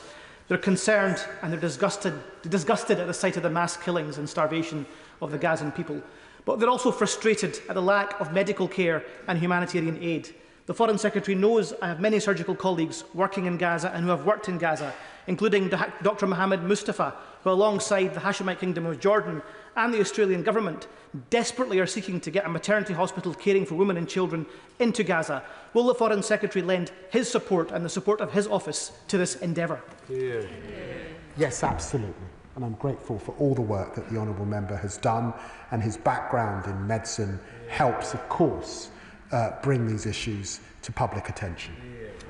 Calvin Bailey. Thank you, Madam Deputy Speaker. According to the UN, nearly 800 Palestinians have been killed near the GHF aid points. And despite the UK sending £129 million in aid, this is nearly pointless, as the denial of the UN's aid system and Israel's cruel and blockade is choking off supplies for people who need it, and looks very much like starvation as a weapon of war. Yeah. The RAF broke a previous blockade with airdrops months ago, and while we welcome the additional medical aid that has been promised today of £40 million, and today's international statement, Israel has rejected such appeals.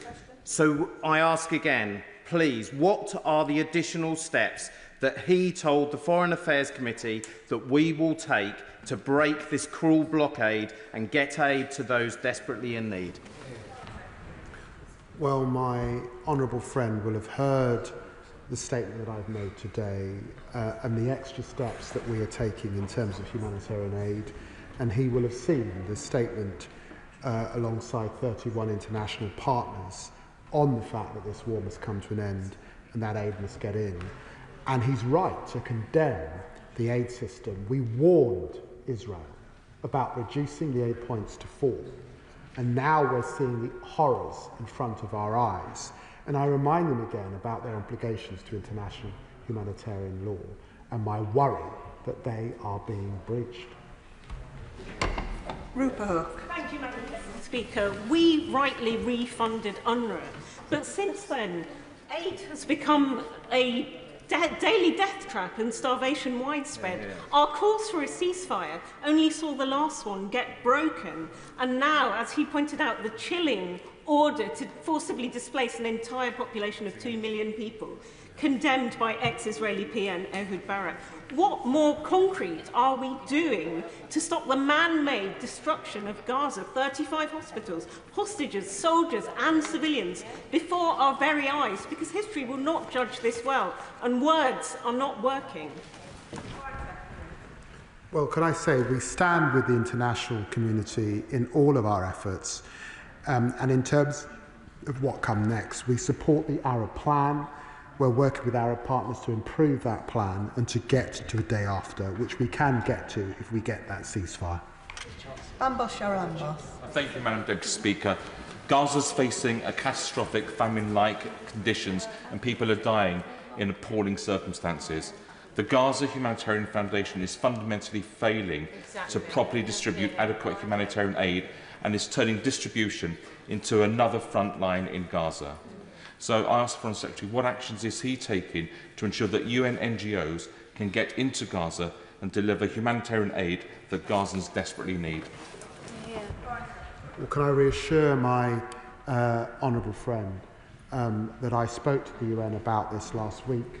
We're working with the UN, and I was pleased that they saw the World Food Programme able to get some extra trucks in. We will continue to work closely with them. We believe that they must be a fundamental part of a system that distributes aid to the people of Gaza. Pamela Ferguson. Thank you, Madam Deputy Speaker. And I thank my right honourable friend for his statement this afternoon, and I note the agreement reached with the 30 other nations. However, as we know, Israel has already rejected it. It seems to me that Israel is becoming more and more emboldened by the lack of concrete action by the international community. And while people starve or are killed while they're queuing for food, while those sheltering in the Caritas Jerusalem shelter were bombed at the weekend, it really does begin to look as though there is genocide unfolding before our eyes. I realise that the Foreign Secretary will want to take a legalistic view of that, but to those of us looking at it from a moral and a logical point of view, there can be no other words for it. And while I understand and I agree with the Foreign Secretary that recognising the state of Palestine will not bring this to an end, it would at least give the people of Palestine something to cling on to and some hope. So can we please not discount the opportunities to raise that issue and to advocate for that issue and to declare that we regard Palestine as a state? Can I reassure the Honourable Lady? And the Honourable Lady is, in my experience, uses her words carefully, and the whole House will have heard what she said this afternoon. But can I reassure her that in my discussions with the Jordanians, with the Saudi Arabians, with the Qataris, with the Emiratis, with the Egyptians, and indeed with Prime Minister Mustafa, of course we discuss the recognition issue, as we have been doing with our French colleagues. Jazz Afrov. Thank you, Madam Deputy Speaker. The Israeli government's denial of aid to civilians is turning an entire population of Palestinians to just skin and bones, starving them to death. As kids die, the Israeli government is pushing ahead in defiance with their humanitarian plan for Gaza. A plan that has been described as a concentration camp by the former Israeli Prime Minister. Can I press the Foreign Secretary to enforce further sanctions, and can he lay out what tangible pressure the government is putting on Israel to stop using hunger as a weapon of war? Well, can I reassure the honourable gentleman that, as he would expect, I raise these issues with Israel on a regular basis, and I raised that issue with Israel this morning. Tahir Ali. Thank you, Madam Deputy Speaker. Inhumanity is a red line drawn by international law, underwritten by universal human rights. In Gaza, that red line has not just been broken, it has been ignored, it has been betrayed, it has been erased. Foreign Secretary tells us Netanyahu is not listening. In fact, he's putting his middle finger up to the UK government. Will the Foreign Secretary send military personnel to protect Palestinians from the genocide that is being committed by the IDF?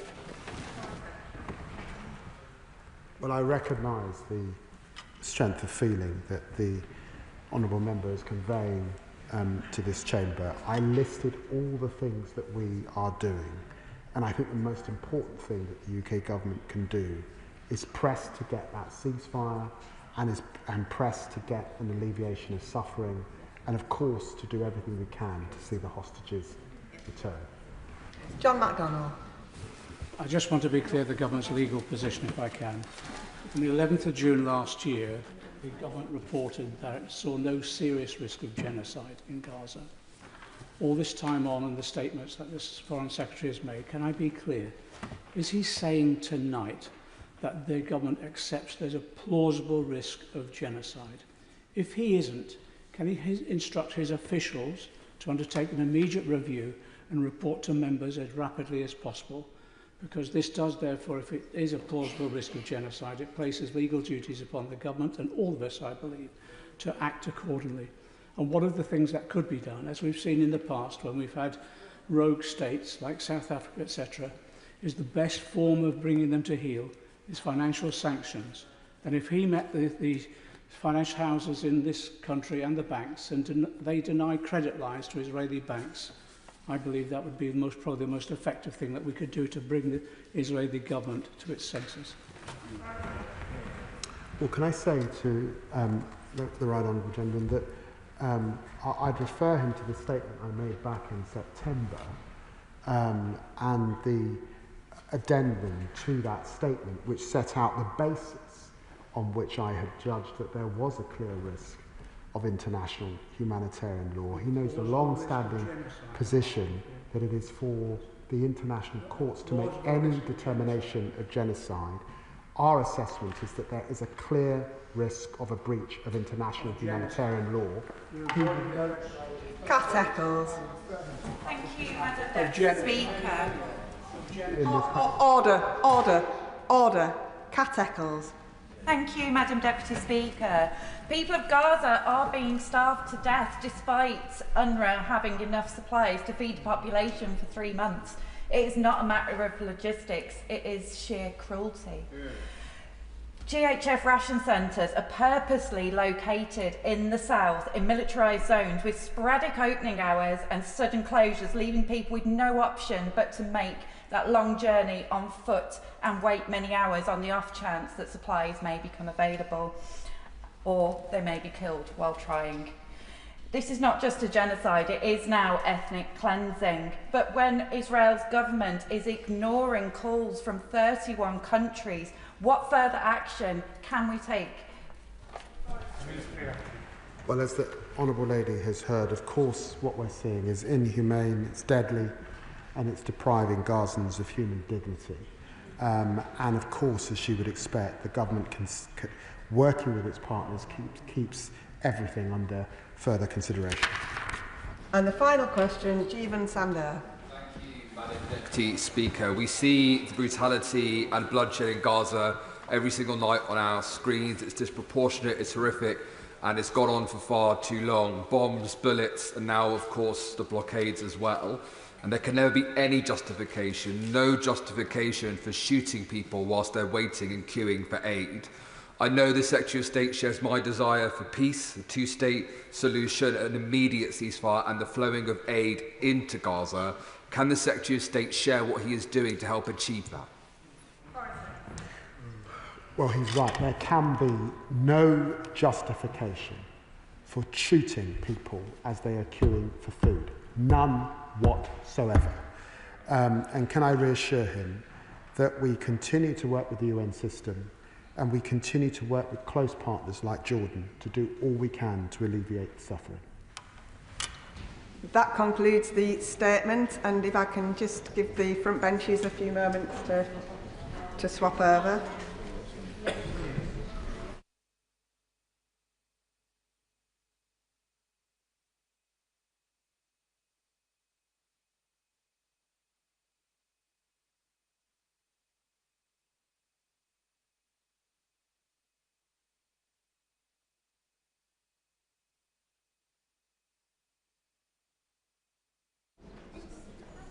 Statement, Nick Thomas-Symonds.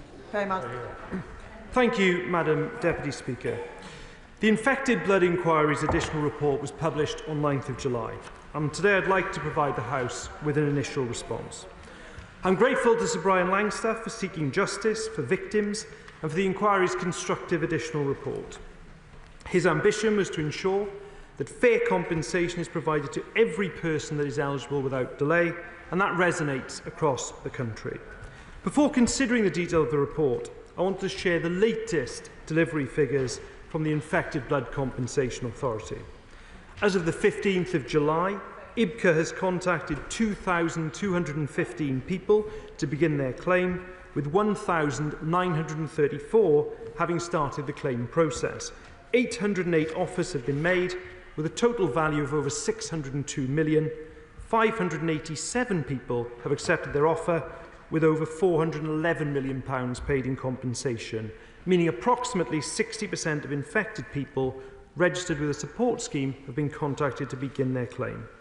I'm pleased that progress is being made, but I acknowledge the calls from the community for faster payment. That is why the government wrote to the Public Accounts and the Public Administration and Constitutional Affairs Committees last month, outlining the steps we are taking to remove administrative barriers to IBCA speeding up payments. I'm also pleased to announce, Madam Deputy Speaker, further interim payments of £210,000 to the estates of infected people who are registered to an infected blood support scheme and have sadly passed away. This is in addition to the over 500 interim payments already paid, and I will provide further information on this as soon as I am able to. Madam Deputy Speaker, the Government is committed to providing fair compensation to victims of the infected blood scandal. And in the autumn budget, we have set aside £11.8 billion to do that. The inquiry has recognised the Government's commitment, saying there can be no doubt that the Government has done right in ways which powerfully signal its intent. However, I agree with Sir Brian's statement that there is still more to be done to ensure that the detail and operation of the scheme matches up to its intent. Sir Brian has made a number of recommendations on ways the compensation scheme could be amended to achieve a scheme which works for everyone. We will publish an update on gov.uk today, setting out the Government's approach to the inquiry's further recommendation. I will deposit a copy of that update in the House libraries. We will also provide a comprehensive response to all the recommendations in due course. The report includes several recommendations for IBCA on speed and transparency. I want to first reiterate that the Government still expects IBCA to contact all registered infected people to begin a claim and open the service for affected people by the end of this year. And the announcements I'm about to make do not change that position. Now, on Friday, Sir Robert Francis and David Foley confirmed they will be accepting the recommendations the inquiry made to IBCA, and they have committed to working with the community to develop plans for designing and implementing those recommendations. IBCA will design and introduce a process for registration. They will also update their sequencing in line with the inquiry's recommendation, noting this will inform the order in which they open up to cohorts this year. IBCA will introduce a process for prioritisation, recognising that community involvement is needed in tackling any uncertainty which this may introduce. Alongside this, I have asked for a review of IBCA's delivery of the scheme to ensure that it is progressing as quickly as possible. This will be supported by the National Infrastructure and Service Transformation Authority, NISTA, and led by an independent reviewer. and I expect the review to begin in August. Now, the inquiry has made recommendations across 9 key areas to ensure that infected and affected people feel that they have overall been compensated fairly by a scheme that is designed and delivered with their input. Separate to the delivery of compensation by IBCA, the inquiry has made recommendations relating to the design and structure of the scheme. 7 of these sub-recommendations the government will accept and implement as soon as we can, so that IBCA can get on with paying compensation. Others will require engagement with the community before the changes are made, in line with the spirit of the inquiry's report. Now, when I gave evidence to the inquiry in May, I said I would take a constructive approach and I would look at the issues which had been put to me. The inquiry has made 8 sub-recommendations in these areas, and I'm pleased to confirm to the House that I'm either accepting these or agreeing with the inquiry that the community should be consulted on next steps. So I can confirm we will remove the 1982 start date for HIV infection to ensure anyone infected due to infected blood or infected blood products with HIV is eligible for the scheme regardless of the infection date. We accept the inquiry's recommendation on affected estates. In fact, Madam Deputy Speaker, I'm actually going to go further than the inquiry's recommendation. The inquiry recommended that where someone who would be an eligible affected person sadly died or dies between the 21st of May 2024 and 31st of December 2029, their claim will not die with them but becomes part of the estate. I'm actually going to extend that by a further 2 years to the 31st of December 2031. The special category mechanism I know has been a concern for members of the community and this House. Again, I promised the House previously I would look at this, and I'm pleased to say we accept